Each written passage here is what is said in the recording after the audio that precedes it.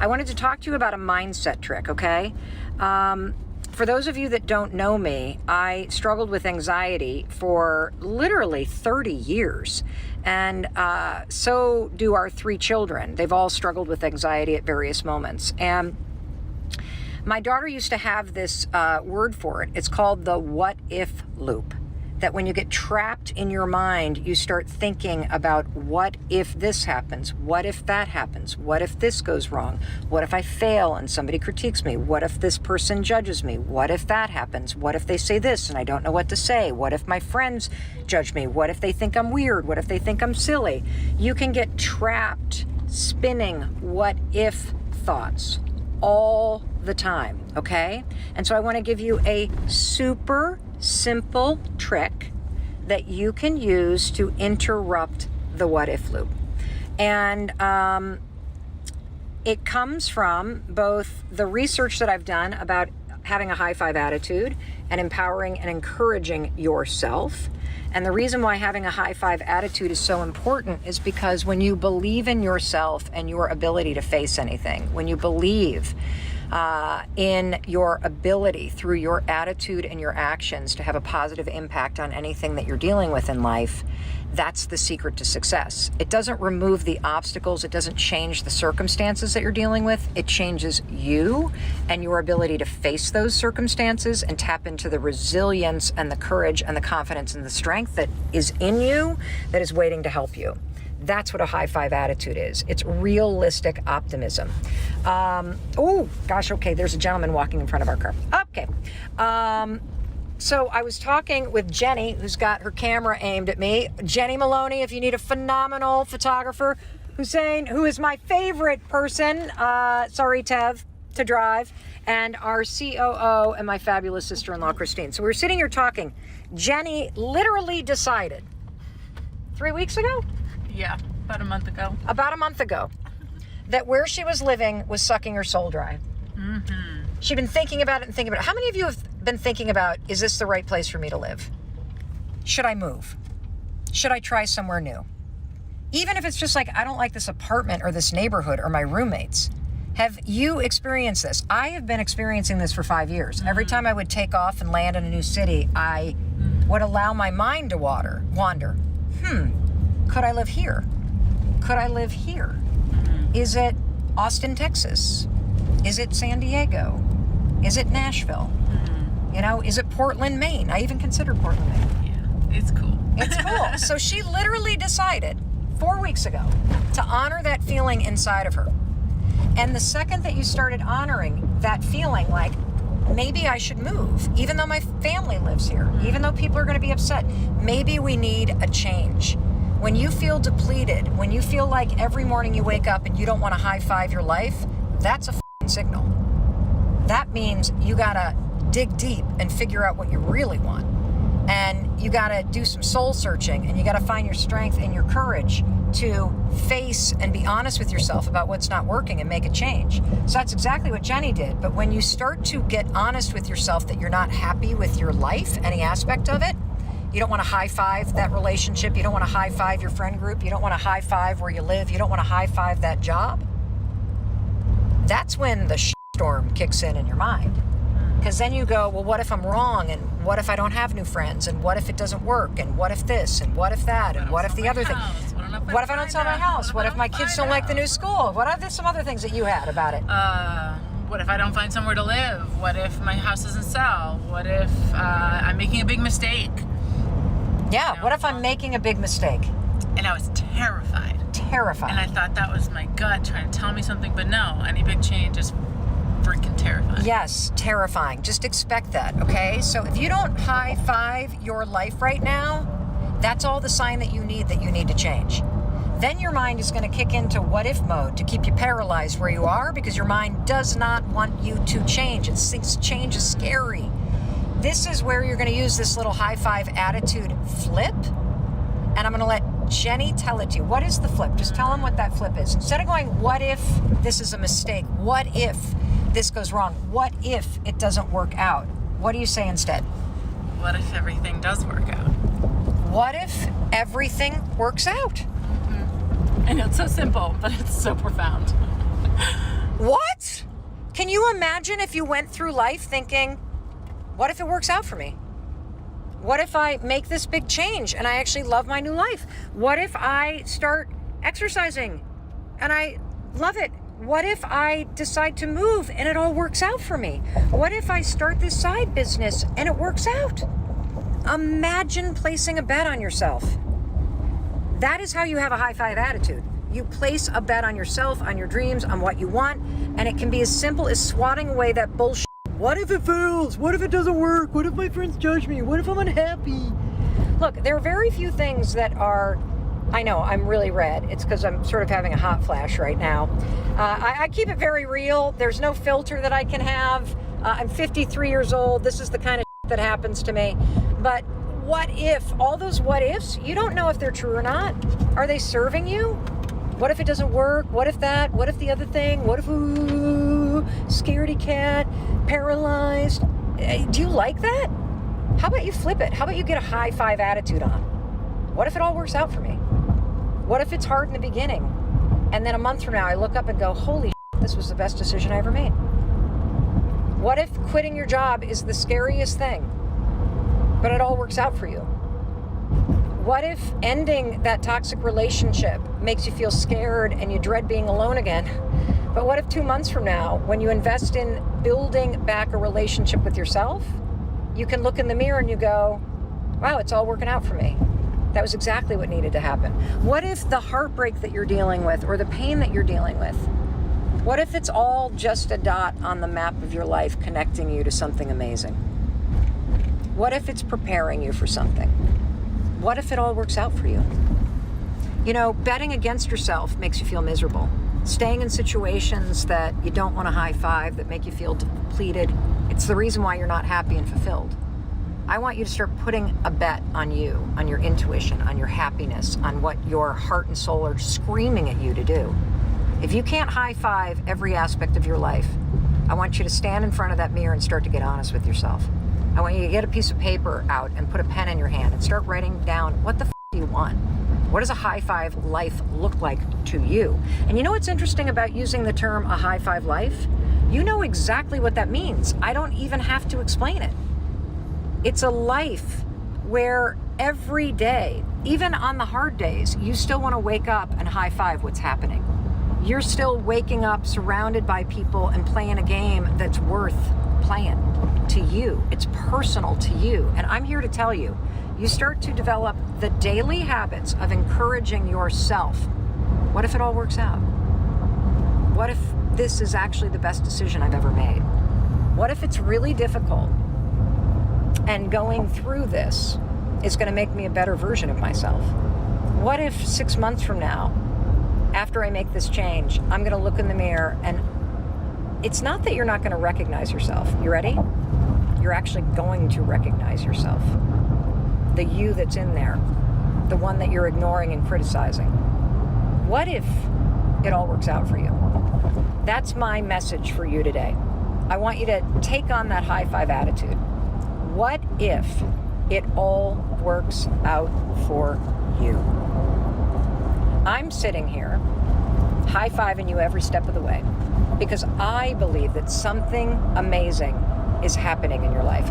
I sense something extraordinary is about to happen for you. And when you start to leverage a high five attitude, what if it works out? What if this is the best decision I've ever made? A really difficult one, but what if this is the best decision I've ever made? You know, I love to say that you're one decision away from a different life. So make the decision away to swat away those negative thoughts and bring up that high five attitude. What if it all works out for me? Believe. Anchor down in hope and optimism and faith and in celebration of yourself and your ability to pivot your life anytime you choose. That's what's available to you. The second you decide to just get that negative shit out of your mind and adopt that high five attitude, because I do believe that I sense something incredible, extraordinary is going to happen for you. But first, you got to start to say, what if it works out for me? What if this is the best decision I've ever made? What if I place a bet on myself for a change? Wouldn't that be cool? I think it would be. So feeling stuck is normal. In fact, there are going to be multiple times throughout your life that you feel stuck. And what I don't want you to do is I don't want you to think that feeling stuck is a bad thing. I want you to change how you think about the experience of feeling stuck. So let me explain something about the way that your body and your mind work together. Your body and your mind are obviously in sync with one another, and your body is designed as a sophisticated system to be able to send signals to your mind when there are fundamental needs that are not being met. So let me explain some of these signals that your body sends every single day that you pay attention to and that you respond to whenever you feel these signals. So one, Oakley, yes. Okay, so someone just commented, so you can go through 1 to 25 mindset reset on your own. Yeah. Oh, yeah. You can. So there was a question that was asked. You can go through 1 through 25, the videos on your own. Absolutely. They're all on Facebook, or we have created a very handy playlist on our YouTube channel, Mel Robbins Live on YouTube.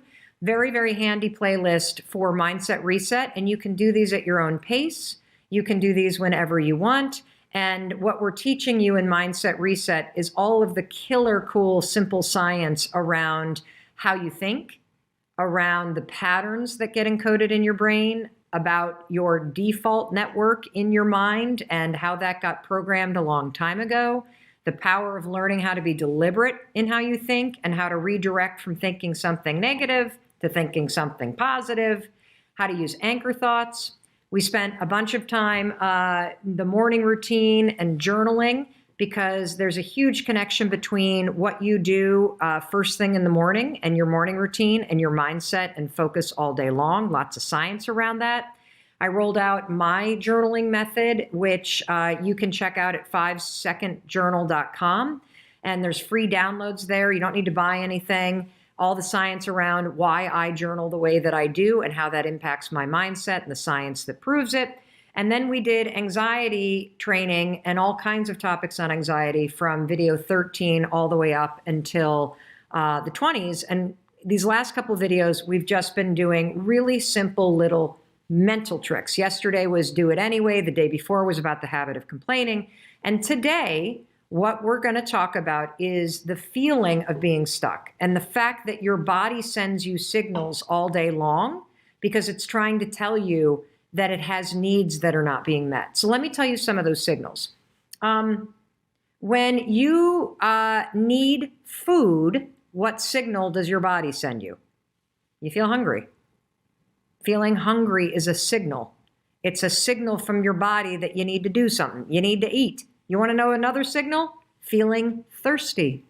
Feeling thirsty is a signal from your body that you need water, you need hydration, and you need to drink. Feeling lonely. Feeling lonely is a signal. And that is a signal that you need to connect with people. That's a fundamental need. Feeling cold, feeling wet, feeling nervous as you see a big thunderstorm rolling in. You know what those are signals for? That you need shelter, that you need clothing, that you need warmth, that you need to protect yourself.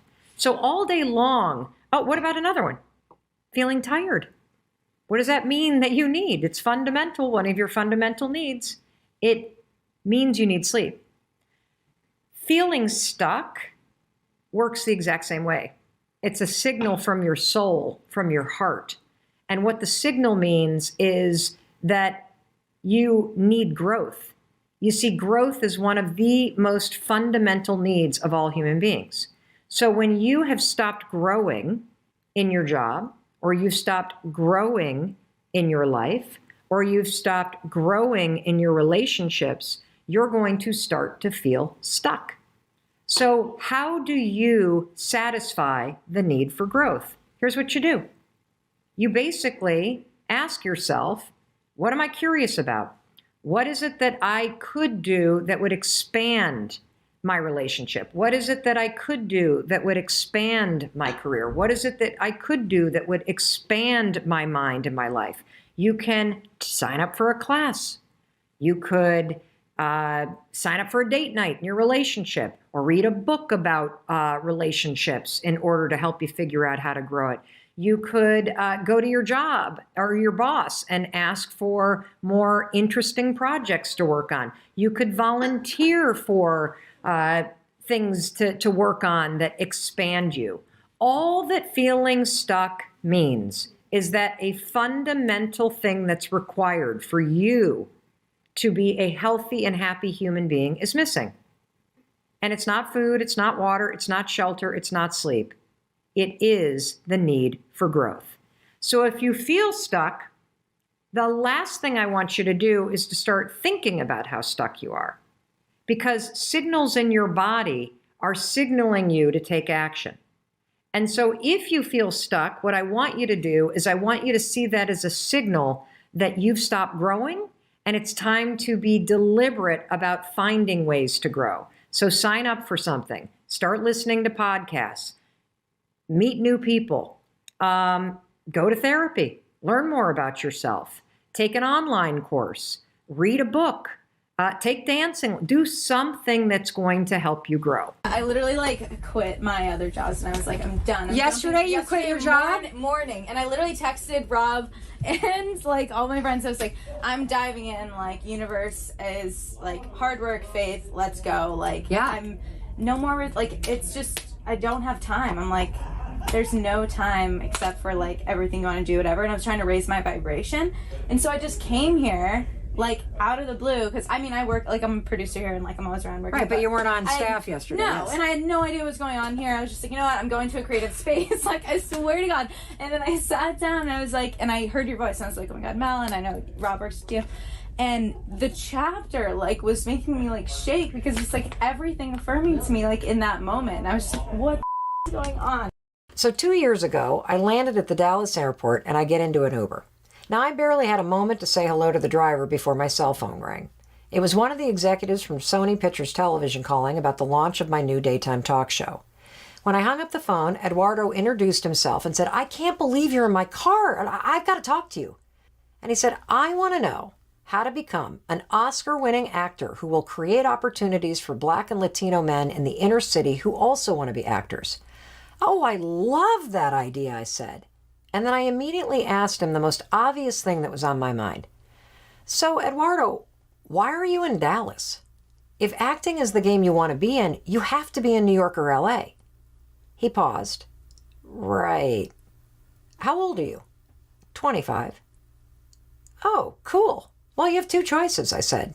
You can either stay in Dallas or move to where the action is. And if you're 25 years old, I'm going to assume that like the 25-year-old me, you don't have a house and you don't have a spouse and you don't have all the obligations that the 50-year-old Mel Robbins has, so you got nothing tying you down.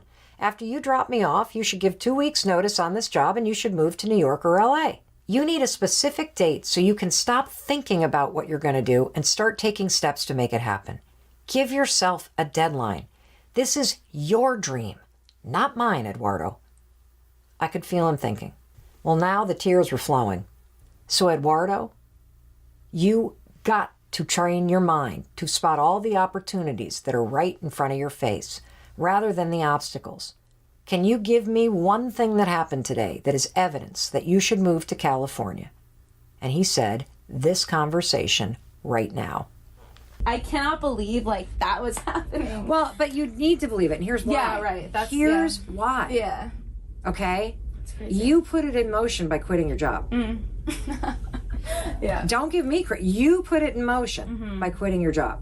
And so when I talk about the fact that you can look backwards and be like, oh, that's how all the dots line up in my life and brought me here. Now it all makes sense. I'm telling you, this moment is a dot that is going in a direction you're meant to go. And the more intentional you are about the decisions that you make and whether or not they align with where you want to be going, you have the power to change the trajectory. Anytime you make a decision, you did. You quit your job yesterday. You made a decision to come here because it's where you feel more creative and alive. And you walk in and you hear me recording the first audiobook that I'm releasing in literally 4 years. And you hear the chapter about a guy who is dying to move to LA and too scared to do it. Yeah. If that is not you putting exactly what you needed in place, I don't know what is. Don't give the universe credit. Yeah. Give it to yourself, because you're the one that finally woke the up and made the right decision. Now I've been working on like my debut album with Rob here. You are? I have been, but recently okay. I've been denying my dreams a little bit and like crawling back into the resistance thing. Why? What is it that makes you pull back from your dreams? It's the like when you actually feel what you want, and like you literally said it, which is why it's like I was listening to Chapter 10 yesterday, just like through here, and it was like when you take that in and actually feel it, it's like it is overwhelming. It's like so much that comes up that's scary. What comes up like for you? Everything that, oh my god, like what do I feel? Yeah, like when you really allow yourself to believe that it could be you on that stage. It could be your songs that are having millions of downloads and moving people. What does that bring up for you? Like my freest self, like my like what what my soul kind of knows. I feel like I just need to believe it in this like world, but it's like I do believe it can happen. It's just like allowing it to. See, what I want to teach you is this. So you're absolutely right. When you allow yourself to envision the thing you deeply want the most. Like I have the same thing about launching a podcast.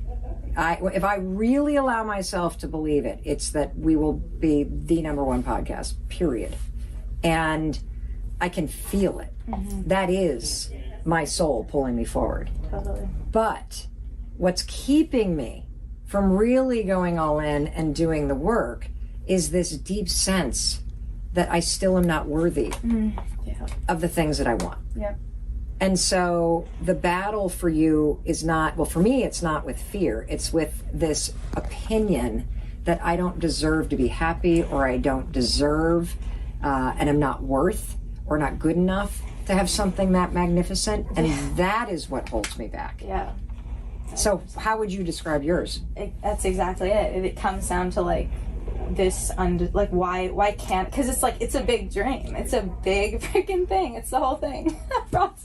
He's been with me from the beginning doing this, but like it's a whole thing, and it's like you could, and I could get there, but I'll still feel this way. I feel like unless I like deal with it now, like you can have everything on, still feel like imposter syndrome or whatever. You always will, because what you're talking about is that resistance you're feeling is the distance between your life right now and the life you want. Yes, that's 100%. And so what I want to tell you is this is also kind of a mind. You ready? You might not actually ever have your album have 1 million downloads or change anybody's life. The point of doing it anyway is that there's something inside you that is supposed to come alive that currently dies when you don't put this album out. Totally. And so it's really not about the album. It's about giving yourself permission and having the self-worth and the self-love to let that part of you that's dying to be seen and heard come alive and be expressed. The album's the vehicle to do it. What happens to that album is irrelevant. The most important thing is that you see that it's this opinion that you're not worthy or good enough that stops you, being like, that, I'm not listening to it, and allowing the part of you that wants to be seen and heard to just come out and be you. And thank you so much. And it's like, it's crazy because like whenever we're working in here on music, like I'm the happiest. All my anxiety goes away. Like everything feels like homeostasis. Yeah. But then, so I just need to keep doing that, like you said, because that's the thing that needs to be fed. Yes. And just let like the rest take its course, I guess. Yes. But that's what matters. Is kind of what you're saying. Is like doing the thing and not what's gonna happen, I guess. You have to let go of what's going to happen. Yeah. You have to. Yeah. Because otherwise, the thing that you love the most that makes you come alive becomes about achieving something rather than being the person, like being a state of being. Like it's not about the thing. It's about how you feel and how you're being. And music is what makes you come alive. So stop thinking about what is going to happen, right? Use that dream to make yourself come alive. But don't expect that to be the thing. You know, don't depend on it for your self-worth. Your self-worth is determined by getting up and showing up and doing the things that you're scared to do and that you love. That's how you're going to feel worthy, not by the number of albums that you sell. So last night, I came down to New York City because I have a good friend that was launching a book. You may know her. If you are a Peloton fan, you know Tunde, right? Beautiful Tunde. Well, she released her first book, and last night at the Gramercy Theater, I was the person that interviewed her for her book. And she sold out the theater. There were just standing room only, so many Peloton fans, so many folks that follow my work, and literally the entire New York City Peloton instructors, they all showed up in full force. And what was so amazing about last night is it reminded me of the power of being up to something. I want to just pause right there. I want to pause and ask you a question. When's the last time you felt excited because you were up to something that was either cool, or it was new, or it was exciting? You know, I think about times in my life when I was up to something. It's like those moments of anticipation. I was applying to college, or I was applying to law school, or I was making a decision that I was going to leave a job that I didn't like, or even after a breakup, you know, where you're newly single and you feel like, whoa, oh, I love how many of you are saying right now, I feel like I'm up to something.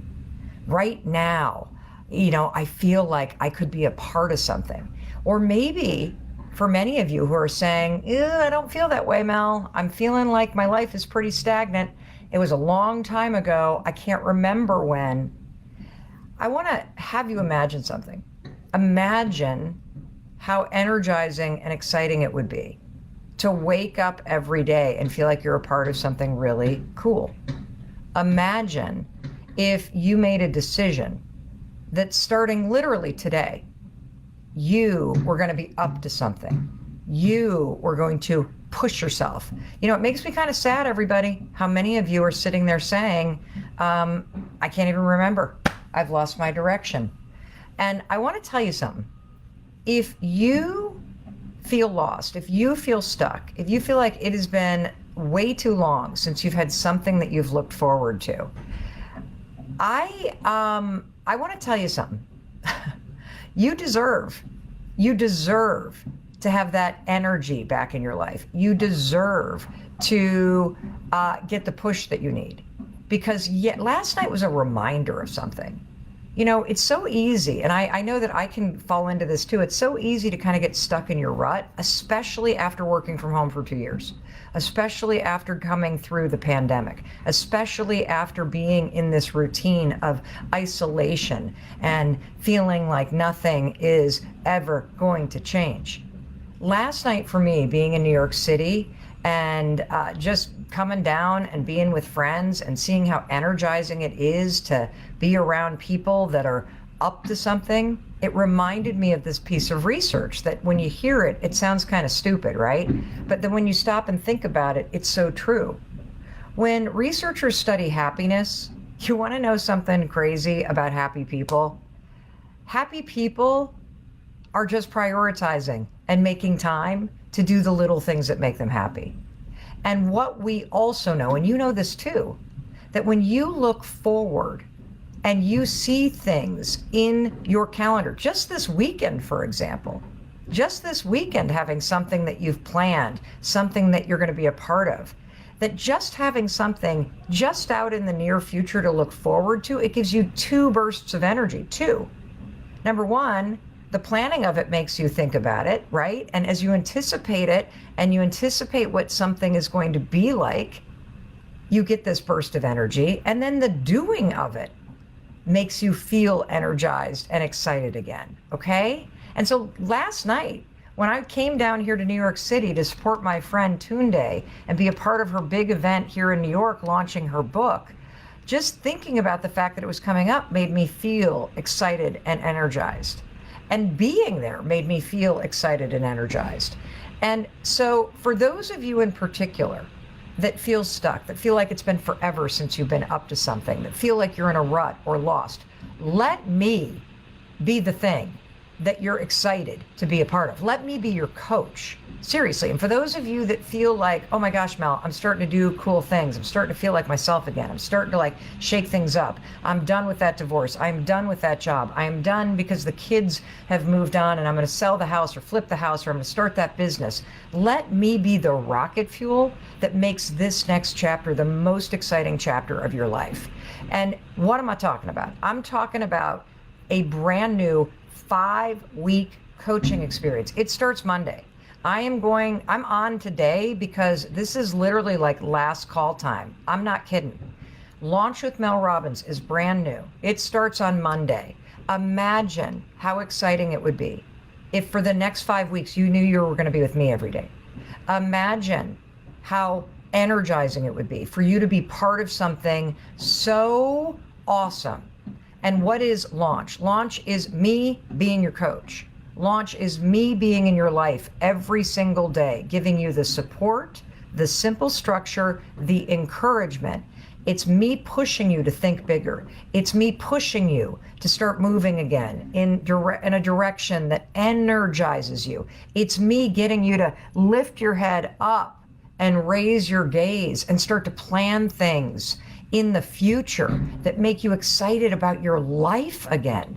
It's me as your coach between now and June 13th. That's right. Imagine how different your life would feel if I were in your coach, helping you create a life that made you feel like you were up to something. Imagine how different you're going to feel if on June 13th, you've been up to something and a part of something that is so energizing. And look, this is risk-free. Seriously. Try it for 2 weeks. If you don't feel any difference after doing everything I'm asking you to do for 30 minutes a day or less, you don't feel any difference, you can get your money back. Seriously, it's risk-free. But it's not going to be here forever. We close this on Sunday. This is last call, everybody. Stop thinking about what you need to do and get things in motion. The second you sign up, melrobbins.com/launch, you are going to be up to something. You are going to have made a decision that shifts the direction of your life. You are going to have put 5 weeks of the most energizing thing that you've been a part of in years. And also, you're going to start getting all kinds of stuff from me. And you're going to be part of a community that's already popping off. If you love Peloton, if you love the energy of live events, if you love feeling like amazing around positive people, holy smokes, everybody. This is already a community that's popping off, because what happens when you commit to doing something for your own growth is you naturally turn in a new direction. And when you do that with a group of people and me as your coach, holy cow, it's like being at a dance party for your life. And this is going to go down for 5 weeks. And on top of that, you know, as people started to sign up from around the world, everybody, they started to say, whoa, I don't want this to end June 13th, Mel. I'm already so excited about what I'm going to start to do with you as my coach. I don't want this to end June 13th. And if you know me, you know all I want to do is serve. And so I'm like, okay, then let's not end it June 13th. So for 5 weeks, I'm your coach every day. From May 9th till June 13th. We're going to practice new habits.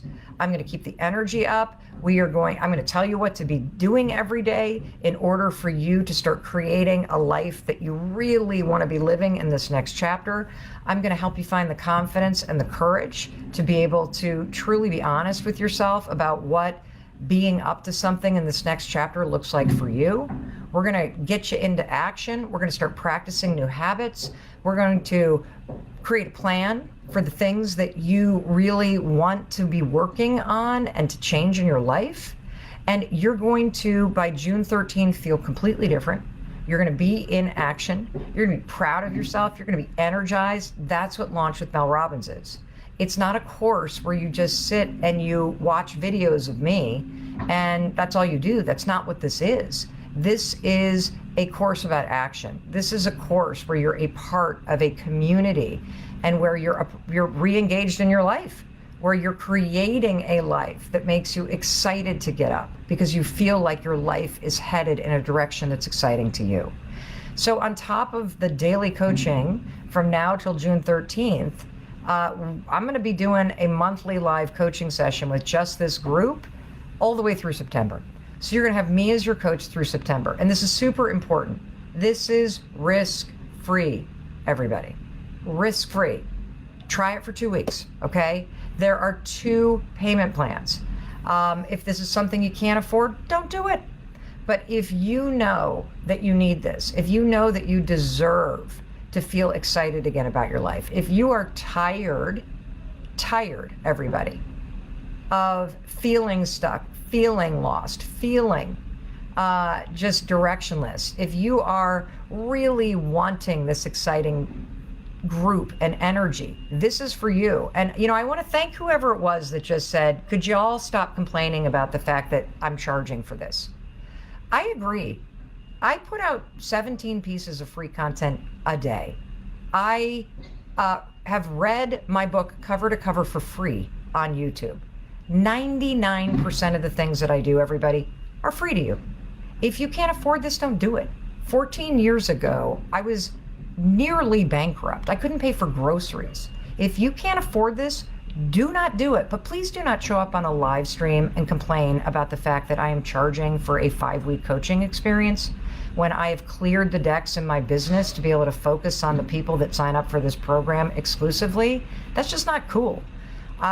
If you need free content, go to YouTube and subscribe. Literally, we put out a new video every single day in order to support you.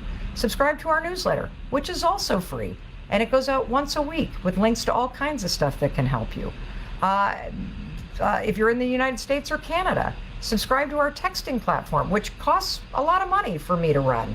But I do it for free because I want to give you encouragement. If you can't afford it, don't do it. But please don't show up here while watching a free live stream and complain that I am charging for a premium coaching experience where I'm going to be in your life for 5 days. And if that bothers you that I'm saying it this directly, then you definitely don't want me as your coach. Because when I get into coaching mode, there's a lot of stuff that I say that you don't want to hear because you need to hear it, okay? And a lot of the complaining that you're doing or the things that make you go, that's what's holding you back. If you're ready for some tough love, if you need a kick in the rear end, if you need Mel Robbins to tell you to pull up your big girl or big boy or big whatever panties and start facing your issues head on and start clearing away the crap that's been holding you back, then you better jump into launch. Because if you could change your life on your own, you would have done it by now. And if you are changing your life on your own, that's amazing. Share your secrets with all of us.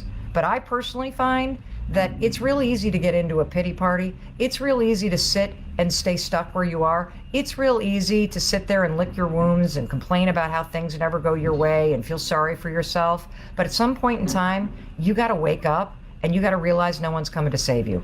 And at some point, you got to find the courage to start investing time and money into yourself and your own growth. And you got to get serious about putting positive people in your life. You got to get serious about putting somebody in your life like me who is going to push you through your fear and through your self-doubt and through your complaining and through your scaredy cat mentality and push you through that so that you can launch into a chapter where you really feel excited about what you're doing.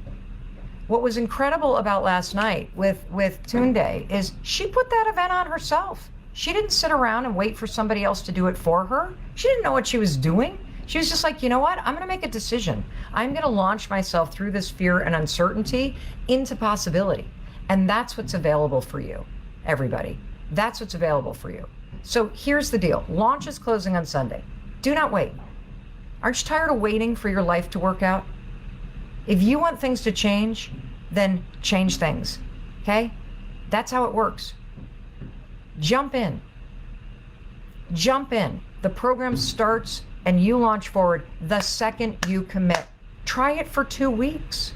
If you don't feel different, if you've done all of the things that we've asked you to do, if you've been a part of the community, if you're watching me coach you every day, if you're trying the little things that I am telling you to do based on research and science in order to feel happier and more in control, in order to learn and lock in new habits that are taking you away from what is keeping you stuck and that are pushing you to be the most powerful and energized and happy self. If it's not working within 2 weeks, no problem. Get a refund. You're out. You tried it risk-free. What do you got to lose? Nothing. You got everything to gain. Can I just slow you down? Yeah. Because what I just heard you say is that even going back a year, you got your first poor review, and you can feel that things are going like this. Yeah. And that is a piece of data that's very important. And you said you were going to wait until June to see if they bring you back. And if they don't bring you back, then you're going to make a move to the mainland. Yeah. So here's what I want to unpack for you. Okay. I am working on a book on decision making. And I want to road test an idea with you. Okay. Because when I hear you say that things were going downhill, but you're going to wait until they decide, what I hear is somebody giving all the power to somebody else. Okay. And I believe that there are only two kinds of decisions that we make. We make what I call a noisy decision, or we make a quiet decision. And I want to teach you right now how to make a quiet decision. Okay. A noisy decision is the type of decisions that most of us make all the time. They are driven by the noise of what's going on around us, driven by the noise of fear, driven by the noise of anxiety, driven by the noise of pleasing other people, driven by the noise of being a good girl, driven by the noise of your self-doubt, driven by the noise of all the things that you do and have always done in the way that you've always done them. And then there's the quiet decision. And a quiet decision is one where you take a deep breath and you tune out all the fear and all the shit that everybody else is saying, and you go in here and you ask yourself, what do I want? And so let's do that right now. Right. If you remove fear from the equation and you remove all of the noise and the doubt and overwhelming, everything you're feeling, don't worry about the how, don't worry about the when of whatever. I want you to just go right in here and get very quiet. Quiet enough so that you can hear your own voice for a second. What do you want?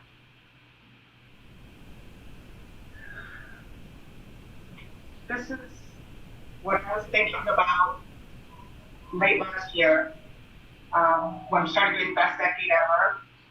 I started, thinking about that, and so I wanted to come up with an e-commerce business, and I've been studying towards that because I want to have time freedom, especially at my age.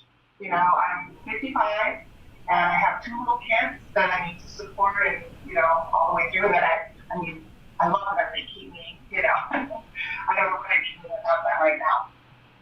But so I want to have flexibility and time freedom, and I did think about this last one. I actually bought a property in my hometown that I grew up in. I took out a loan for the down payment out of my retirement account. And so can I ask you a question? Because here's what I hear.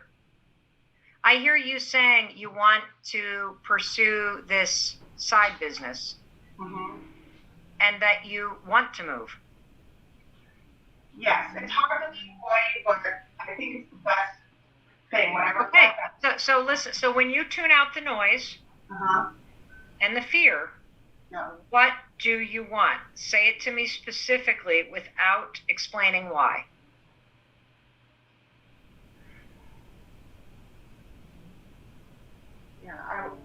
I want to move, and I want to move and start a new life, start over. Terrific. Okay, there you go. There's your decision. Yeah. So fuck what this company does. Yeah. You want to move. Yeah. And that is a quiet decision. It's a decision that chooses you. It's a decision that comes from courage. It's a decision that is purposeful. And so now what we do is move into the execution part of that decision. We have decided you're moving. Okay. So when are you moving? I think August, September later. I want you to pick a date. Okay.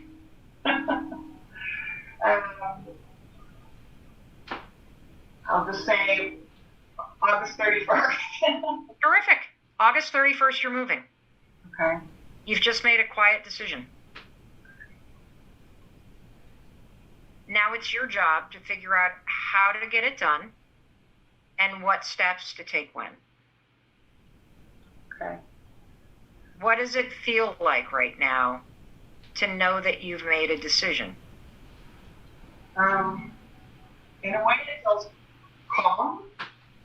In another way, like, I start going, okay, I have to do this, that's coming up for me, but it's also like, calm. I've been leaning towards this decision, but I have people saying, well, you're not going to give up your job. That's the noise. Yeah. So other people are making a decision not to do it for you. Mm-hmm. That's why you got to tune out the noise and tune into what you're quietly telling yourself. Yeah. And so you have just made a decision. Mm-hmm. You're going to move. And all I invite you to do for the next 5 days, you don't have to do anything. You've already, I'm sure, applied for unemployment. Mm-hmm. I want you to just sit with this decision. I want you to start to get excited about the decision. And starting this weekend, you can start making a plan to make the decision happen. Does that make sense? Yes. I always say you're one decision away from a different life. Mm-hmm. And that's because when you're swirling in uncertainty and self-doubt and confusion, one decision will cut through all of that noise that's keeping you stuck, and it will give you clarity, purpose, and confidence. And that's what you just did today. Any decision can be divided into what do I need to do versus how and when do I need to do it. For the what, that is intuition. And by intuition, I use the word energy. And the way to answer any question for yourself personally that you don't immediately know the answer to is to ask this question. Does it energize and expand my life, or does it shrink it? If it energizes and expands your life, the answer is hell yes. You should absolutely do it. That is what you should do. If the decision shrinks you or it deflates you, then the answer is hell no, you should not do it. This is an incredible tool to use in deal making, by the way, because I'm in the middle of negotiating a massive media deal at the moment, and it's something I've always wanted to do. Yeah. And when you're negotiating for something you really want, whether it's somebody that you're dating or it's a salary or whatever, in my case it's a massive media deal,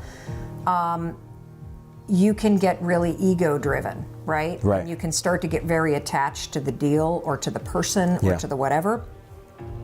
But you have to stop and ask yourself, is this deal or this person actually expanding and energizing me? Or are there aspects of it that deplete and shrink me? And if there's any aspect of it that depletes and shrinks, you either have to change that aspect of the deal or the relationship structure, or you have to say no. Period. Right.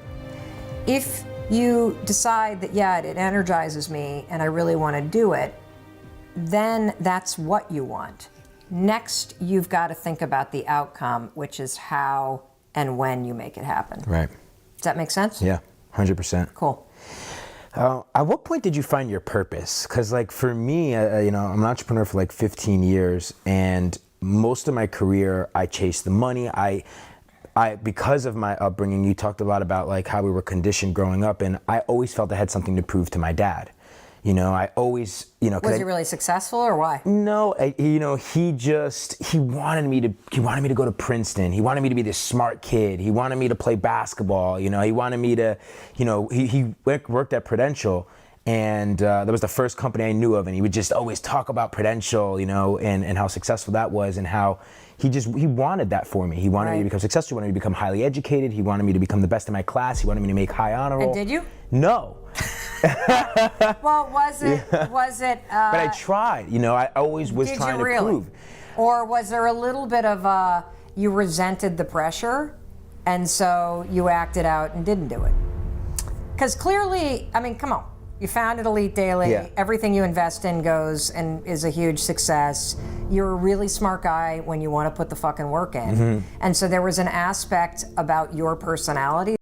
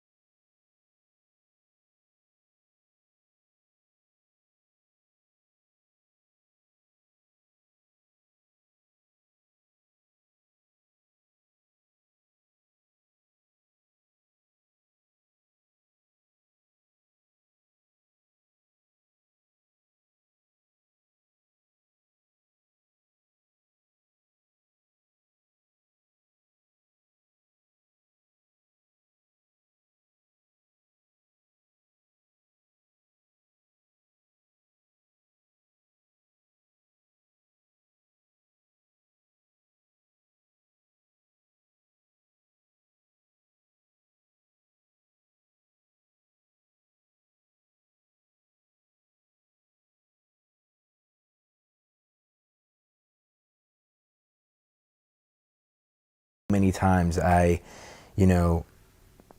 really felt I had to prove something to him because I didn't meet those other expectations, and I finally, I mean, it just took me to getting to my 30s to realize I don't have anything to prove, and that I define what success really is for me in my life, and what makes me happy. And he loves me no matter what. You know, both my parents do, and I'm blessed for the mentorship that he gave me, as well as my mother. But I feel that in my early 20s, when I first felt that school wasn't for me, and I decided to drop out my first semester, I went all in to trying to figure out the internet and the online business and all those things. You know, I chased the money for a really, really long time, and I always was creative. I loved creating content and marketing and all those things, but I don't think I ever really thought about like my purpose. And I think that a lot of us in our 20s, you know, we really don't. But I think now there's so much content on social media now. I don't think you should. Yeah. I honestly don't think you should. So here's the thing. I think you should chase what energizes you. Everyone talks about passion, legacy, purpose, Yeah. blah, blah, blah, blah, blah, blah. The one word to pay attention to is energy. I love that.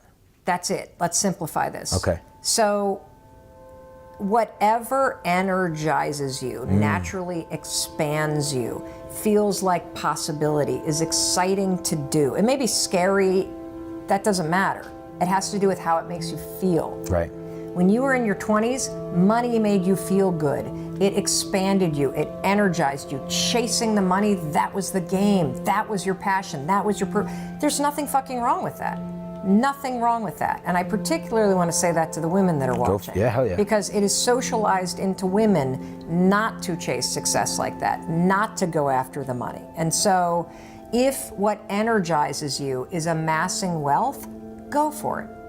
But and the reason why I say that is because people talk about the word passion or purpose. Right.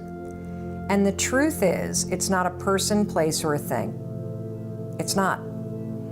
It is the feeling of being expanded and energized. Right. If you're pursuing your passion, it means that you wake up every day and are energized. So instead of trying to think, what's my purpose? What's my passion? What's my purpose? What's my passion? Fuck, I don't know. Yeah. Instead of thinking like that, I want you instead to ask yourself, what could I do today that would energize me? What energizes me? If it's making money, figure out how to make money. Right. If it is making a difference, figure out how to make a difference.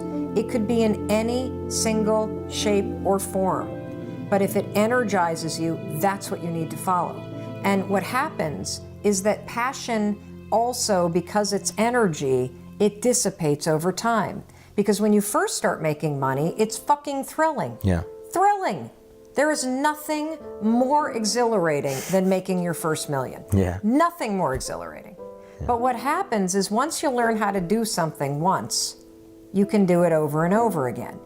And so it starts to become routine, which means it's no longer energizing. Right. Which is why every entrepreneur out there goes through the mode of chasing the money, and then you hit the money that you need to make, and then you're like, I'm not fulfilled. What's my purpose? I don't know what to do. Yeah, I went through that. I need to find the light. I did everybody does. Yeah.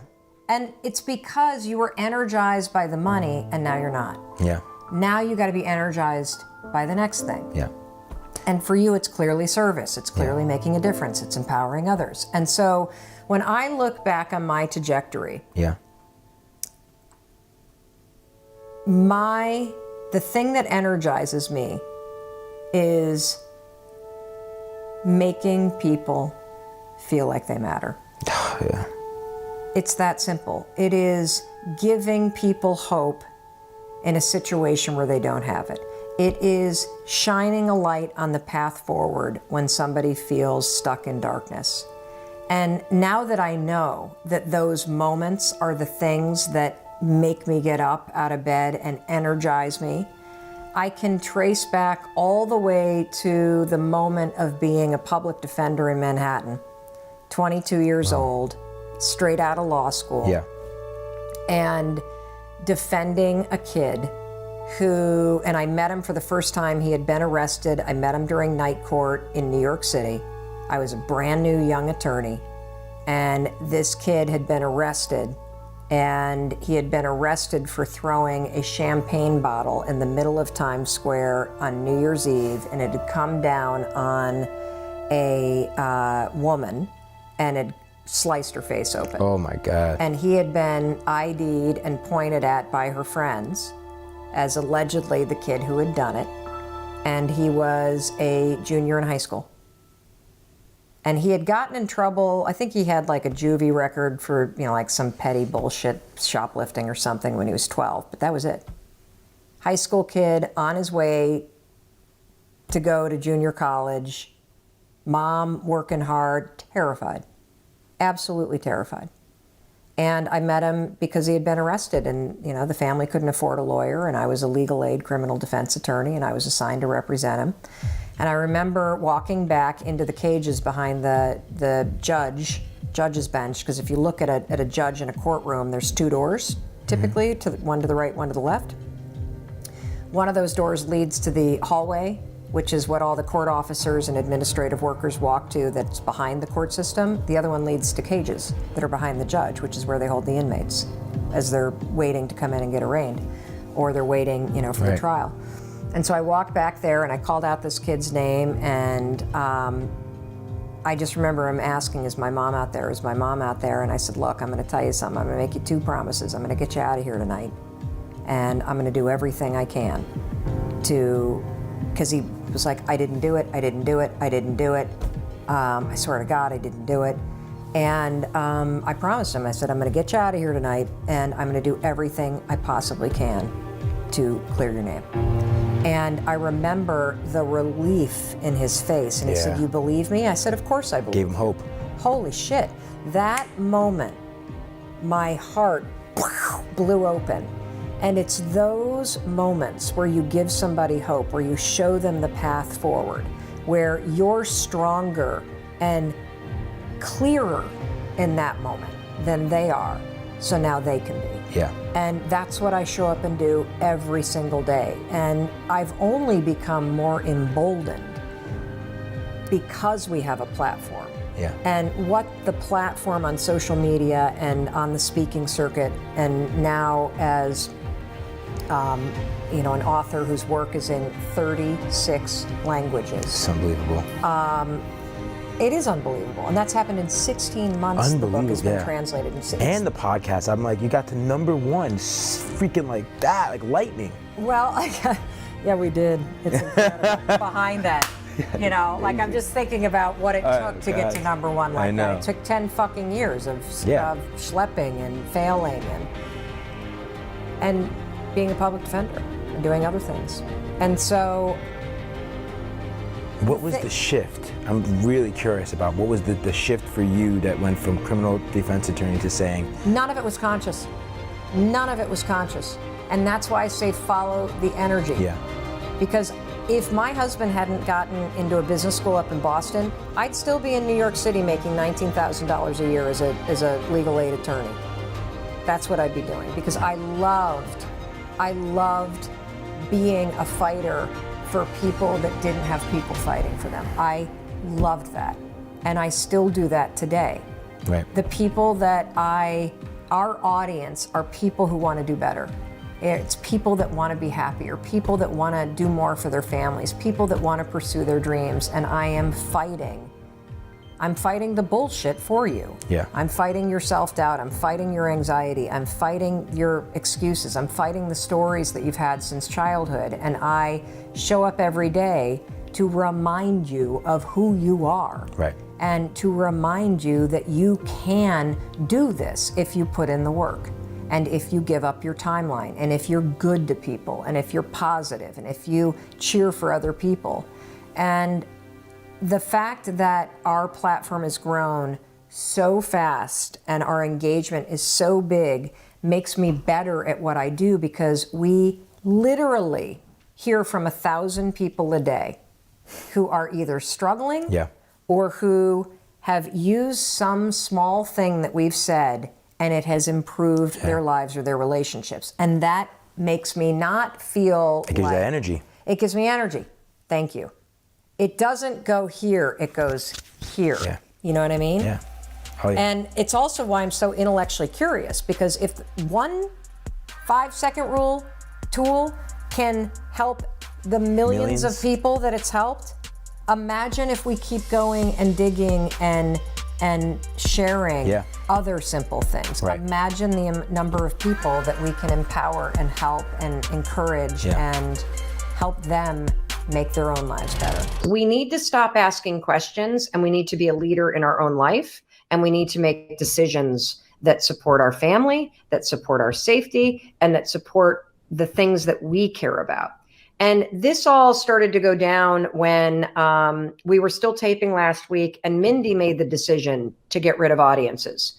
And there were tons of phone calls back and forth with our production company and with various people about, should we get rid of audiences? Should we not get rid of audiences? What are we doing? What are we not doing? Lots of questioning. I'm sure you're questioning right now. Do you know one of the biggest things that everybody's questioning right now, at least in my friend group, because I've got a 21-year-old who's a junior in college, a 19-year-old who's a freshman in college, and a soon-to-be 15-year-old, is everybody's been relating to self-isolation like it's some big snow day. It's not. And so what everybody is asking each other in my friend group right now is, the kids that are coming home from college, the kids that are home from high school, the kids that are home from middle school, should they be allowed to get together? Should they be on play dates right now? And here's the thing. First of all, I think absolutely not, because self-isolation means you're protecting yourself and your family from all the people out there who you don't know who they've come in contact with. If these kids have come home on airplanes, if they've been on school buses, most of these kids don't have any symptoms. Self-isolation means you isolate yourself with your family. And so to me, the decision needs to be made, because you can spend the next week questioning whether or not you should get a haircut, questioning whether or not you should let your friends come over, questioning whether or not you should get together with the neighbors. And what really needs to happen right now is you need to be able to make decisions that support you and your family. Because when you start making decisions, you move out of thinking and ruminating and stressing and feeling analysis paralysis. And the second you make a decision, sorry, kids, you're going to hate this, but no friends are coming over for 2 weeks, because that's what the leading epidemiologists say. And as a family, we need to isolate. And if we isolate for a week and then we let a friend come in who's flown here from Texas, because that's where they go to college, who knows what they were exposed to on that plane? That's the point of isolation. Now, am I excited for the blowback when our kids are basically told you're stuck with mom and dad for 2 weeks? Nope, not excited for that at all. But in this moment in time, you really need to be making decisions, because that's where the power is going to come. And the other thing is that your kids are going to be looking to you for certainty. And so here's the scope in which I am making decisions with my husband. What do we need to do as a family in order to keep ourselves safe? And what do we need to do as a family in order to keep ourselves positive? And what do we need to do as a family in order to change our routine every day to something new, since we are in a very new and a very temporary moment of time, where a new routine to the day helps all 5 of us in our family seize the opportunity that these next 2 to 3 weeks are. Because here's the other thing that I know. There's not a single challenge that you've faced in your life that hasn't made you a stronger and better person. And there is no doubt that this is a challenging moment in time. Even if you're not in a hot spot, even if you're not in a country that is not quite in a lockdown yet, this is going to be a challenging time globally. If you listen to the experts, it's coming. And so on yesterday's broadcast, what I talked about are the 3 things that I want you to focus on. So I'm going to repeat them. And then I want you to write in the comments, where do you need to make a decision? Where are you questioning? And questioning what to do is causing you a lot of anxiety. And what decision are you going to make in order to make a decision and take control of something that you're worried about? Where you're going to make a decision even though you know that your family members aren't going to like it. You're going to make a decision even though it means that you are maybe admitting to yourself, Jesus, this is serious. I guess I better stock up on some food. I haven't wanted to admit that. My parents are down in Florida right now. They're making a decision to go back to Michigan. They're not sick, but they have been worried about what happens. What happens if one of us gets sick and we're down here vacationing until May? Forget it. We want to be back home where our community is and where we know the hospital and where we feel safer. So instead of thinking about it, ruminating about it, they're making a decision. I want you to tell me, what decision are you going to make today instead of questioning? And let's see, I'm going to my friend's house because it makes me feel bad saying no. Well, if that's a decision that you need to make, and I see all these people saying the shelves are already empty, then maybe what you need to do is ask for some help.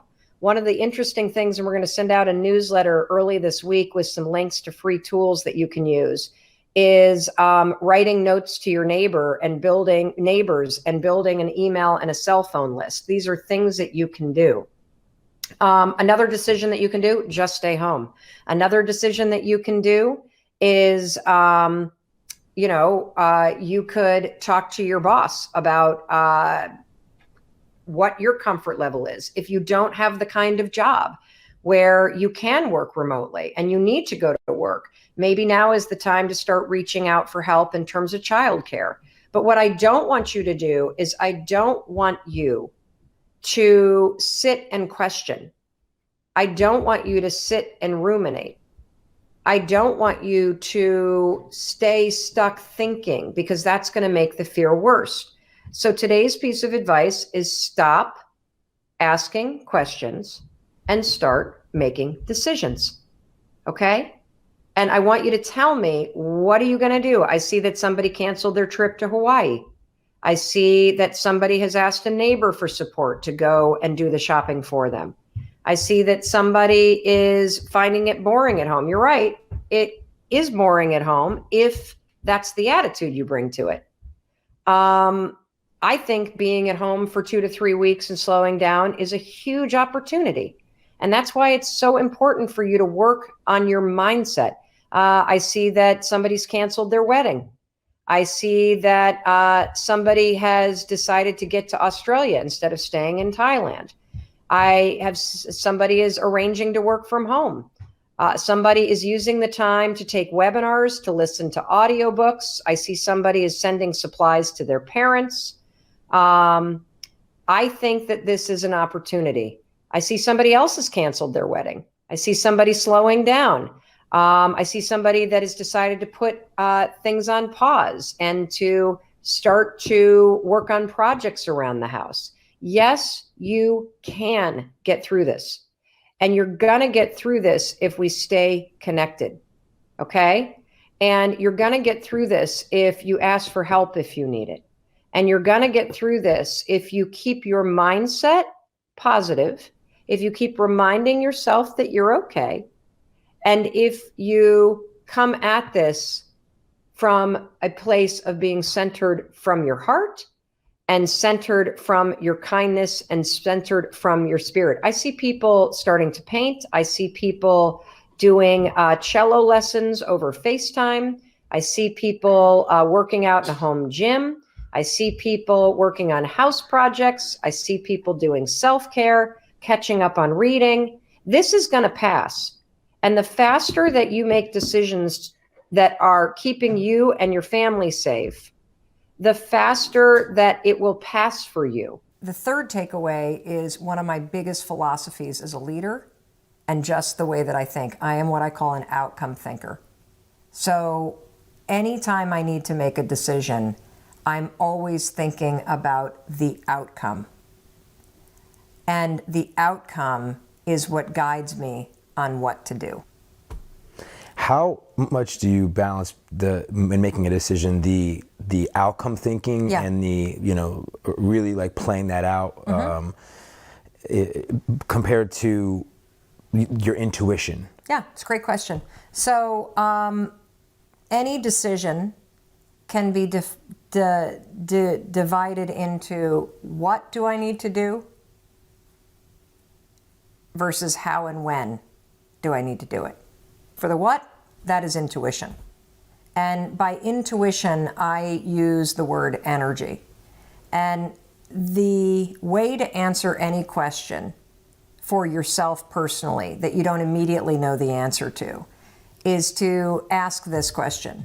Does it energize and expand my life, or does it shrink it? If it energizes and expands your life, the answer is hell yes. You should absolutely do it. That is what you should do. If the decision shrinks you or it deflates you, then the answer is hell no, you should not do it. This is an incredible tool to use in deal making, by the way, because I'm in the middle of negotiating a massive media deal at the moment, and it's something I've always wanted to do. Yeah. And when you're negotiating for something you really want, whether it's somebody that you're dating or, it's a salary or whatever, in my case, it's a massive media deal, you can get really ego driven, right? Right. And you can start to get very attached to the deal or to the person or to the whatever. But you have to stop and ask yourself, is this deal or this person actually expanding and energizing me? Or are there aspects of it that deplete and shrink me? And if there's any aspect of it that depletes and shrinks, you either have to change that aspect of the deal or the relationship structure, or you have to say no. Period. Right. If you decide that, it energizes me and I really want to do it, then that's what you want. Next, you've got to think about the outcome, which is how and when you make it happen. Right. Does that make sense? Yeah. But I'm also excited to talk to you because I am going through a major life change right now.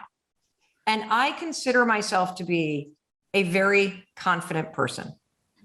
And this major life change has literally rocked my world. And I am in a daily battle with self-doubt, with fear, and maybe you watching at home, you know, you've experienced a time, or you can relate to this idea that you have made a decision.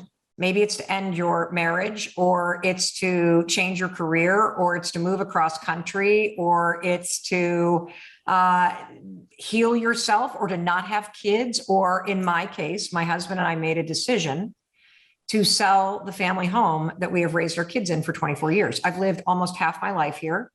My parents, Lisa, never moved from the home I grew up in. My grandfather was born in the house and died in the house that my mother was raised in on a big farm. Like, this has never been modeled for me. And so when I made the decision, everybody, it felt right. And I knew it was the right decision. But now that we're on the backside of it and we're a couple weeks away from closing and packing this place up, I feel my heart shrinking. I feel these massive, like, hot waves of anxiety. I've felt waves of anxiety that feel like electricity. I don't know what your waves of anxiety feel like, Lisa. Do they feel like electricity, or like this is like lava coming through my body? It feels like I've got a beating drum in my chest, and it's like, and it almost like vibrates throughout my whole body. That's kind of how it feels to me. Lisa, I have not felt this anxious and like scared in decades. Decades. And so, you know, you wrote this book, Radical Confidence, and I do not feel radically confident right now.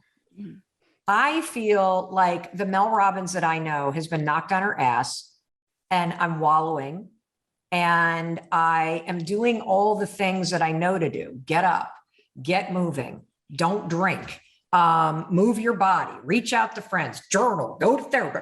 Like, I am so busy. I think almost trying to outrun the fear. Yes.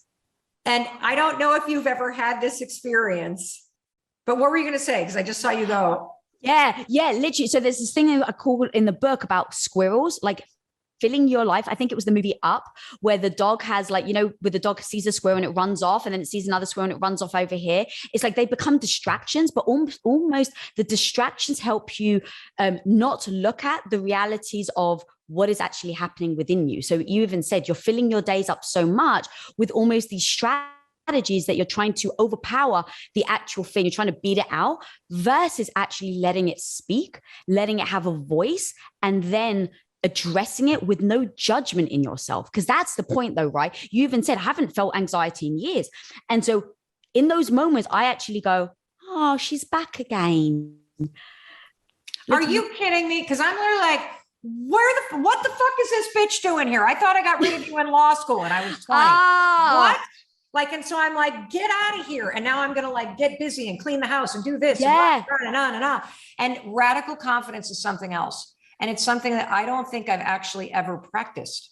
So you and I know the same, and I want to unpack this using my story. Okay. Because I know that there are times in your life where you make a decision. You're going to break up with that person, or you're going to actually say yes to their proposal. You're going to change your job. You lose somebody you love. So it might not even be a decision. It's something that's happening and you don't want it to be happening. You get a diagnosis. It's terrifying, right? In my case, you know, I make this decision. I think I'm confident about it, but the second the decision becomes real, I feel like I'm now a no. I feel like I signed up to go skydiving. And I was all excited when we were on the ground, Lisa, because you were going. And then Lisa's all excited. So I get excited. And this is great. And Lisa and I are going skydiving. And Lisa gets on the plane and she's off. And I'm standing down there like, this is exciting. And then I watch Lisa go out and I'm like, oh my God, she made it look so easy. And then the plane pulls up and I'm like, it's my turn. Okay, I'm in. I strapped to the person. I got my thing on. And now I'm like, I don't want to do this. Don't let me out. Like, I'm like, no. And I'm like backing away. And that's where I am right now in my life. Yeah. Right now. And so how can I face this situation and find or use radical confidence to help me navigate through one of the literally most emotional decisions I've made in my life. So, girl, thank you for being so vulnerable and honest. And in situations like that, the thing that I will say a lot is give yourself grace. Like, give yourself grace that maybe some part, right? You're trying to push her out. Like, no, oh my God, I thought I got rid of her. I tried that too. I really did. And anytime I tried something new, anytime I made a different decision in my life, she would come back again. And I would beat myself up over the fact that she would come back again. And so I realized, what if I just embrace her? What if I'm just like, oh, okay, you're back here again. That's okay. But remember, I'm not going to let you drive my life, and kind of just reminding yourself that instead of beating yourself up, allowing her to come back and say, why is she back again? What is she trying to tell me? So taking the negative voice that is the bitch and then saying, how on earth can this be my best friend? And maybe she's How the hell do you do that? Because when that fear comes up, Lisa, it is terrifying. Like when you hear that negative voice and the negative voice in this scenario, I know it's so stupid, but I literally go, you're selling this house in suburban Boston because you're lonely. Your kids have left. You've been under construction somewhere else. You work here alone. You live here alone. This chapter of your life is ended. You are a ghost in an old chapter. It's time to move on, woman. I know that. It is time for something bigger. I know that. But when this fucking bitch shows up, she's like, you think you were lonely in suburban Boston? Wait till you live on a mountain, woman. You're not going to see anybody. Oh, you thought it was hard to work virtually during the pandemic outside of Boston? Wait till you try to launch a podcast alone on a mountain, woman. You're fucked. Like I literally, what have you done? What have you done? You screwed it up. You screwed it up. How do you have this no BS method. You talk a lot about the why. How do we use these tools in moments like this to find our radical confidence, Lisa? Yeah. So you've got to know your why. You have to be so ingrained in that anything that comes your way can pull you through. So the negative voice, the fear is the ego speaking. The ego is trying to say like, hey, I'm here. Like, you don't want to do that because you're right. Everything you just said, but Mel, what if you don't have Wi-Fi up there? So it's trying to protect you to say, don't do it. Don't do it. Because as you just taught me something, Lisa, and I'm sorry to interrupt you. No, please. When I hear the word ego, I always think strength. Or I think being conceited. I've never thought about the ego and the voice in your head as being something there to protect you when you're scared. Yeah. Never thought about it that way. So if I can understand this, and I would love to hear where you've done this in your life, where you've been paralyzed, that you have to, one of the key principles of practicing radical confidence, particularly in moments like ones I'm going through right now, is you have to, attach yourself to why do you want to jump out of this airplane? Why? What is the bigger thing that you're up to in life that caused you to be pulled to do this, to long to do this? Have you ever had this moment for yourself? Absolutely.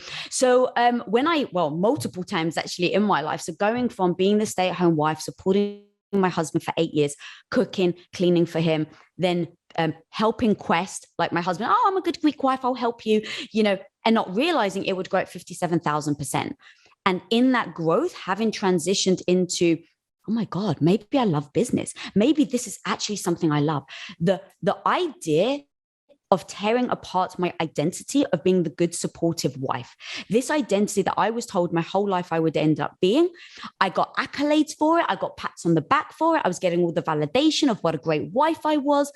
And yet it wasn't fulfilling me. And yet it wasn't giving me the life I actually wanted. I hear you. So, yeah. And it wasn't, I heard something else. I wasn't sure if that was. I thought you got somebody calling. No. So if it's not it, oh, shit, what was my line? If it wasn't, I don't know where we are here. Okay. Gotcha. So I was holding my identity to the validation that I was getting. And yet, as Quest was growing more and more, I started to love it. I loved the challenges. I loved seeing what I was made of. And now here I was in a moment where my voice is telling, well, Lisa, you don't know anything about business. Are you really going to give up this identity, the thing that gives you the accolades, the things that give you the validation? What if you fail? What if you make a transition and you try this business thing and you suck at it? And what happens if you're god awful at it? Where are you going to get your validations from? Where are you going to get the pats on the back from? Where are you going to get the feel that you have now? While it doesn't make you happy, it didn't make me happy, but the validation and the feeling I got from doing it becomes the velvet handcuffs. So knowing that, I had to say, what is the life I want? So attaching yourself to the why, attaching yourself to this goal emotionally. So I started to realize I had a thing over here where I was supporting my husband and I was feeling good about it. But on this other side, in pursuing the hard things, in overcoming obstacles, Quest became a mission. It became, I was actually helping women. Like we were getting letters from women who were in the anorexic community. And they said, this one woman specifically, I remember, she sent us a letter. She said she was in the hospital at like 40 pounds, Mel. She was on her deathbed. Oh, God. And she said, thank you for bringing Quest into my life. You have now made me okay with calories again.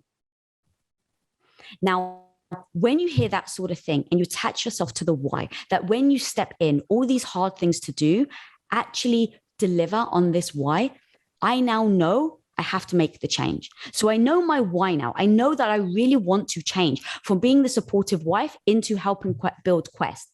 All right, so let me unpack mine. So I, like you, it's interesting because your story went from you were the supportive wife for 8 years, supporting, as many of you know, Impact Theory, that is part of the Impact Theory Global brand that Lisa is the co-founder and president of, the Impact Theory Studios. But a lot of people know Tom, your husband, because he started, that show. You guys have 7.5 million people in your Impact Theory audience. And so you supported Tom for 8 years. You guys are co-founders then of Quest Nutrition.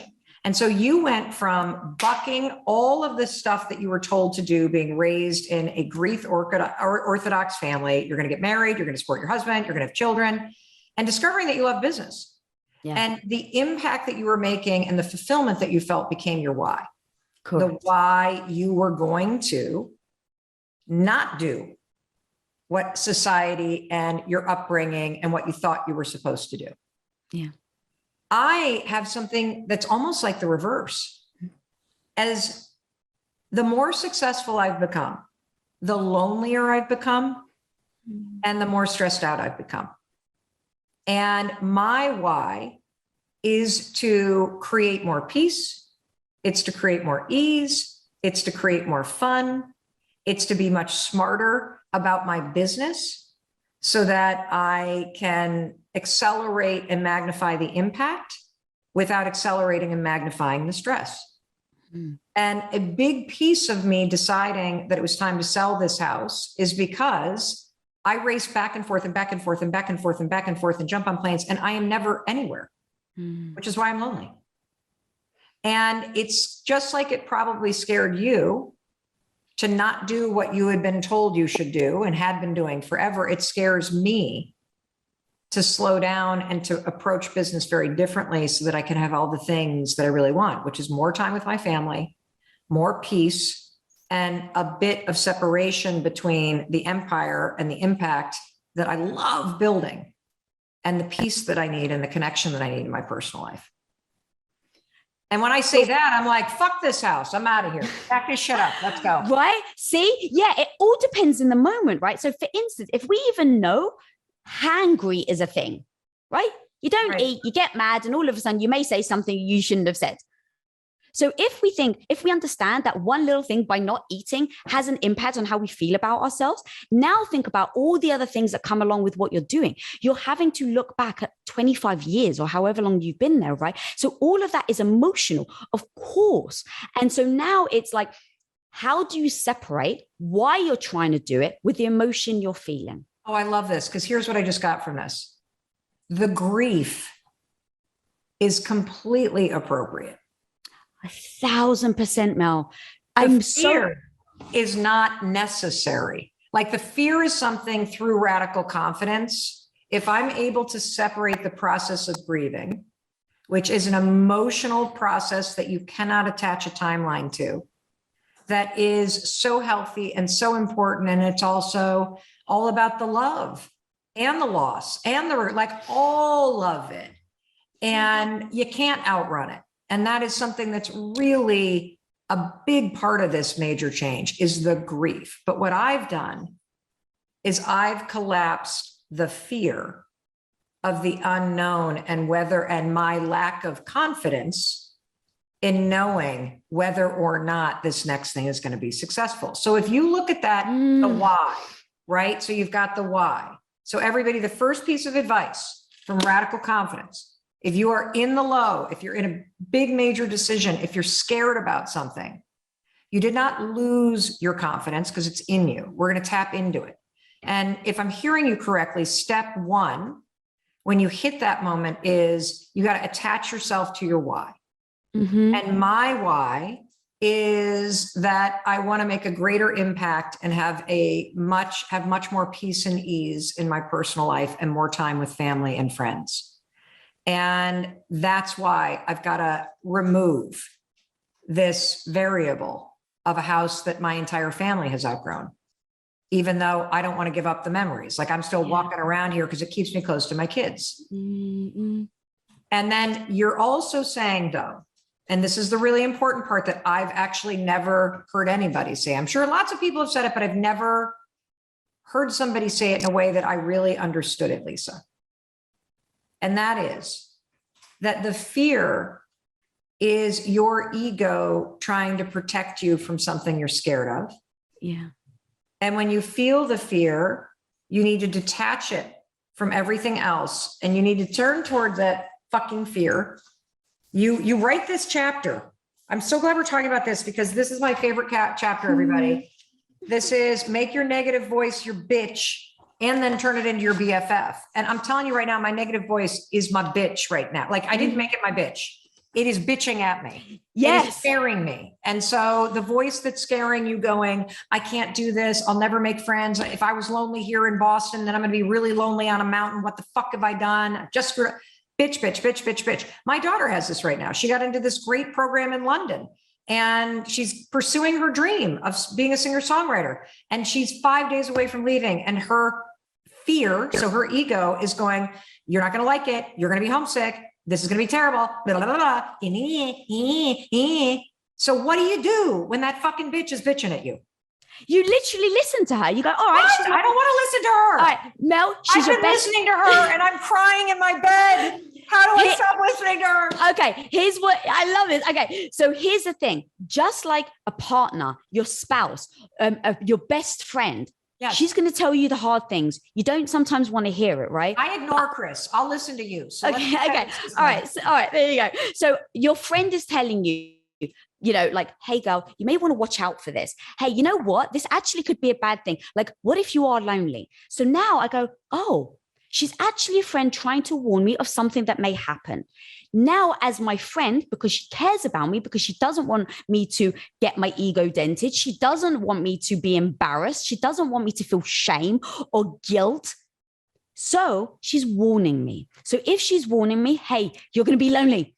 Okay, great. Thank you for letting me know. Maybe I will feel lonely. So what I'm going to do right now is I'm going to have radical confidence and I'm going to put something down. So let's say you have a list, right? On the one side, what is that bitch telling you? And now if it was your BFF, what is she trying to help you come up with a strategy or a tactic to mitigate that when it happens? So maybe, here's the thing, Mel, maybe you do get lonely. That's very real. And now here's the thing. What are you going to do about it? You're going to say, all right, I've got a game plan. I've pinged Lisa and I've told her, hey, look, I'm actually really worried about going. I may feel lonely. Do you mind that you become my partner in crime or whatever word you want to be? It's like, okay, yeah, of course, Mel. So now you can go by the fear and you go, cool, thank you, fear. You've just warned me of something that may deter me from loving the new decision that I've made. And so taking that down, piecing it together, everything you just said. So even your daughter, it's like, well, I may feel, what if I get there and I miss my family? Okay, great. That's actually a very valid fear. What are you going to do if you miss your family? Instead of wallowing, like you said, right? And it's like, oh my God, I miss my family. You go to your cheat sheet, which is your radical confidence cheat sheet. And you go, everybody, I'm making mine right now. Oh, I love I'm making mine right that. now. I'm turning this conversation into a coaching session for myself, which, by the way, I would have paid thousands and thousands of dollars for by the minute. Because if you can get me out of bed, not wallowing and terrified of this big decision, then that changes everything. And I think you kind of just did. Yeah, taking that critic, right? Because I tried to stop the critic in my head. I tried to, but I couldn't. So I'm like, okay, what if I can turn the critic into my coach? And that's exactly what you've just written down. The critic is saying this, but your coach is telling you what you can do if you're fearful of this. So you've really taken this thing that used to be crippling, it was your kryptonite, and now you've made it your superpower. And the other thing I really want to hammer home, Mel, you said it and it's so beautiful, is the grief thing. This is so powerful because I think we live in a world where we think just because we're moving towards something we love, that we don't have the right to mourn the life we are leaving behind. And when I decided I didn't want children. I was just going to ask you about this. Okay. When you said that, I literally was like, I have to ask her, because you on social media are such an empowering voice for anyone who has decided that they're not going to have kids. They just not what they want in terms of the way that you want to live your life. Yeah. So is there grief for you? And how did you come to that decision for yourself? And why are you personally so vocal about the decision? Yeah, thank you, Mark. And even in my decision talking, it really isn't whether I think people should have kids or not, right? It's really about when you think you are going to have one life and you change your mind. So I married Tom thinking I was going to have 4. Like literally, I told him I wanted 4 children because I come from a big Greek family. I always loved the big grand family. And 10, 15 years in, when I realized I love entrepreneurship, I have a chapter called Open Up the Can of Worms and Embrace the Ick. Now, open up the can of worms is me asking myself the hard question. Do I actually want children? And so many of us hide from asking ourselves that question, or a question, a hard question, because the ick is what comes with the mess that is the hard question. So let's say, for instance, do I actually want children? And the answer is no. The ick is now I have to talk to Tom, my husband, who may still want children. Now what happens, Mel? Is he going to say, well, babe, you promised me. And so it's I want children or we have to get a divorce. I don't know. Right. That's the ick that you have to face when you ask yourself the hard question. What was the moment when you were like, wow, I actually realized I don't want 4 kids? How did you get to that decision? So do you ever feel like it's a whisper in your head first? The house was. Yeah. It like becomes keep going. So it becomes this little whisper that maybe we try to ignore because it's uncomfortable. It's like, I don't want to ask myself this hard question, because if I say to myself, to your point, do I really want to live here anymore? Now you have to deal with all the emotion that comes behind it. You have to tell your kids. What if your kids are upset? Now you've disappointed your kids. What if your husband doesn't want to move? Right? There's so many things that come with you saying, maybe I don't want to live here anymore, that ends up people living in the same house that they didn't want to live in for 10 years. So it's making sure that you ask yourself the hard question, listening to the answer, which is the whisper. Right? So the whisper is, do you still want to live here? Do you still want to live here? And in fact, let me back up. So you listen to the whisper and then you let it speak. Do you remember the first moment and where you were when it went from a whisper to a speak? The interesting thing is someone else saw it in me before I did. I didn't want to acknowledge the whisper. And one day, one of Tom's business partners turned around and says, Lisa's not going to have children. Because he had seen me go from a supportive wife to now business. And I was like, no, of course I'm going to have kids. I'm just going to do this entrepreneurship thing until I'm ready. Right. And so he turned around and he was like, Lisa's not going to have kids. And it was so upsetting.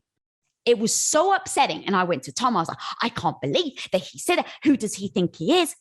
Why the hell did I have such an emotional reaction to it?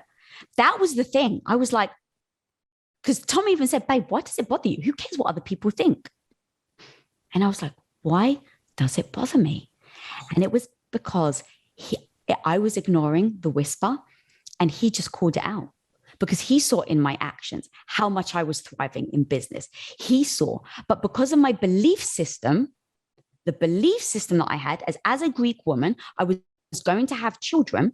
I didn't want to ask myself the hard question. So when he said that, I actually stepped back and said, why do I believe that I'm going to have kids in the first place? Like, with no judgment, assess my belief system.